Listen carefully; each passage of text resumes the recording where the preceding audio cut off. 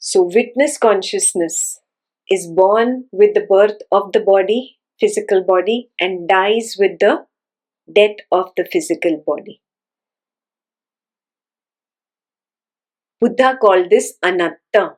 Anatta is a Pali term for the Sanskrit term anatma. Translation into English: no I. There is no I. This was misinterpreted by the people who have an affinity to the concept of the soul and said, oh, Buddha is saying there is no soul. No, he's just saying there is no I. There is nothing like a permanent I. And if you sit and meditate, you will come to that recognition where there is no I, there is no me, there is no myself. Yes, if you watch the Buddha videos, I have repeated this quite a lot in the Sutta videos of the Buddha. There is no I, there is no me, there is no myself. There is just a quiet plane of void. It is called the Shunyata. He says anything before this field of void is dukkha, is pain. Everything beyond this field of void is joy or happiness. Suppose in this dream, if you notice, what did the dreamer really have that could have caused this dream? It is a fear. I've written it up there. Somewhere there was a fear hidden. Yes. In this next dream, what was there in this dreamer that could have caused this dream to happen? A craving for money. Yeah. So these cravings, these aversions, they are called sankharas on the path of Buddha. Yeah. Volitional tendency, sankhara. He says these are hidden somewhere, deep within us. We don't know where they are hidden. They are just hidden somewhere. And these keep manifesting again and again and again and again. Yeah? Because of these volitional tendencies, the I comes up, which is called vijnana or consciousness on the path of Buddha, and that notices whatever the perception of sight, sound, taste, touch, smell, that either likes it or dislikes it.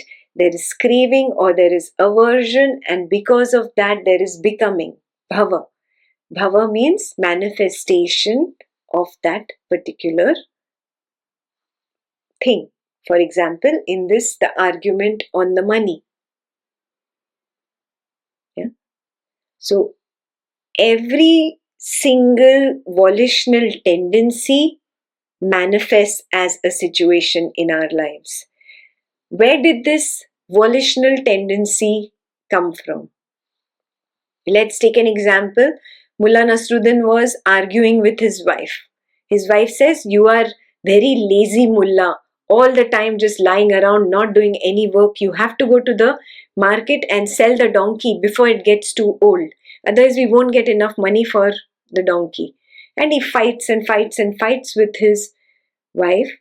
That, yeah, I will go. I know, even I want the money. I will go. And she's like, money, money, money, money, money, money, money, money, money. That whole money, money, money thing. Somewhere the volitional tendency got deposited. The sankhara got deposited.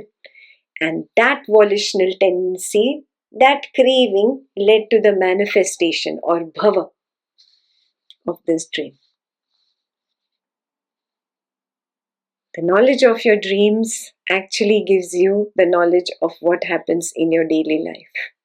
You have certain volitional tendencies stored somewhere, and these keep manifesting.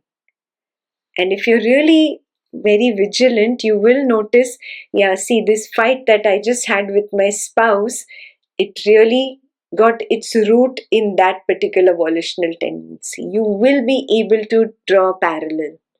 provided you're not too lost in the world, you're more in the witness consciousness and more in awareness.